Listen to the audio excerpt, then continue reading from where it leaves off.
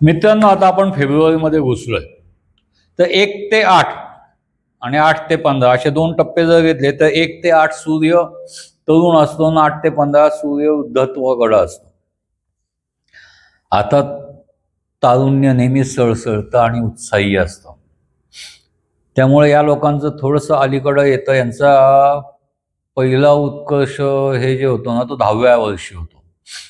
मग आता 10व्या वर्षी तुम्ही म्हणाल काय उत्कर्ष होणार? तर 10व्या वर्षी त्यांच्या घरात निश्चित कुठली ना कुठली तरी चांगली घटना घडते, ज्याचा फायदा ह्यांना आयुष्यभर होतो. कदाचित असंही होऊ शकतं किंवा वडिलांनी एक मोठं घर घेतलंय, मागं वडिलांच्या हेच राहणं ना त्या घरात, किंवा त्यांच्या आवडीनुसार काहीतरी एखादी कार घेतलेली असेल, किंवा काय वडिलांचा उत्कर्ष चांगला झालेला असल्यामुळं त्यांना काही ना काहीतरी गिफ्ट मिळालेली असेल. आता हेच मी मुलगा आहे म्हणून म्हणतोय, असं बघ नाही, मुलगी असेल आणि वडिलांनी एकदम तिच्या 10व्या वर्षी तिला आवडतं म्हणून हिऱ्याचा हार घेऊन दिला असेल. गिफ्ट चांगलं आहे ना, बघ उत्कर्ष आहे का? आहे. त्या वर्षी त्यांना कितीही हे असो, ते चांगल्या अपेक्षेपेक्षा जास्त यश मिळवत राहतात. हेही चांगलं नाही का? 10व्या वर्षी 10 वर्षाच्या मुलाला काय कळतं यापेक्षा 10 वर्षाच्या मुलाला मुलीला काय मिळतंय हे महत्वाचं असतं. आणि ते त्या घरात आले राहत असल्यामुळे त्या घरातल्यांना त्याचा फायदा होतोय हेही तेवढंच महत्वाचं असतं. हा 10चा जो उत्कर्ष काळ आहे तो पुढे सरकतो आणि वळसा खालती येतो, त्यावेळेला 19 वर येतो.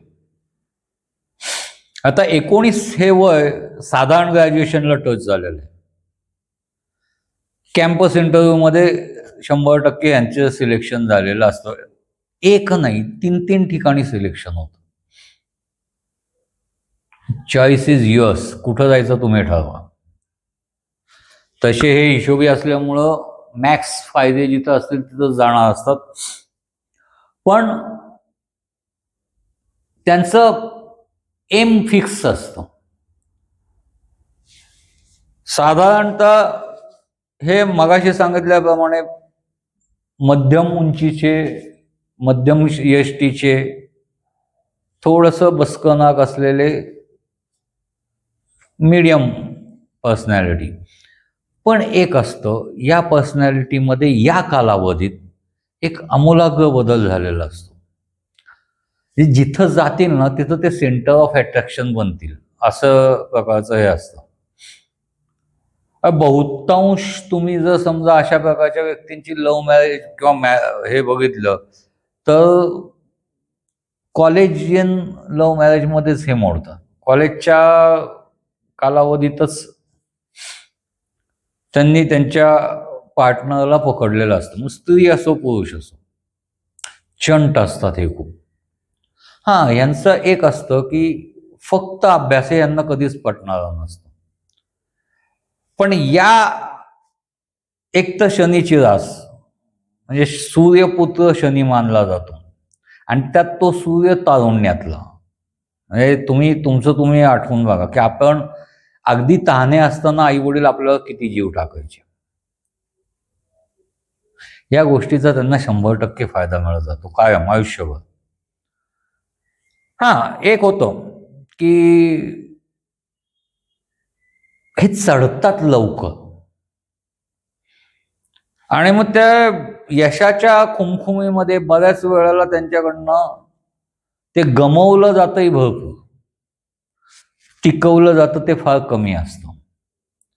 पण जे काय गमावतात आणि टिकवतात ते आयुष्यभराची यादी निर्माण करून ठेवतात. एक्सप्रेशन्स आणि एक्सप्लेनेशन्स या 2 गोष्टी या व्यक्तीचे आपण काय म्हणू मोठी गुण आहेत. एखादी चूक देखील कव्हर करून ती बरोबर कशी आहे किंवा त्यावेळेला ते अपरिहार्य कसं होतं हे समोरच्याला समजावून सांगण्यात त्या व्यक्ती पटाईत असतात. एक होतं, या व्यक्तीत तशा थोड्याशा आपण त्याला म्हणू सुरक्षितता जपणाऱ्या असतात, डिफेन्सिव्ह पोझिशन मधल्या असतात. त्यामुळे स्वतःहून कोणाशी भांडण करणार नाहीत. समोरचा भांडायला आलाच तर ते मिटवता कसं येईल ह्याच्या मागं ते जास्त राहतं, वाढवत नाही.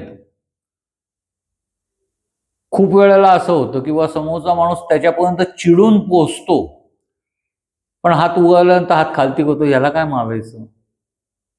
त्यांनी तेवढा चेहरा सोज्वळ केलेला असतो. हे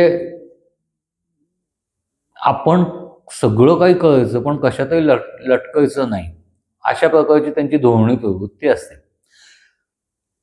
हाच 8 ते 15 मधला सूर्य वार्धक्याकडे गेलेला असेल ना, तर तो धोरणी असतो.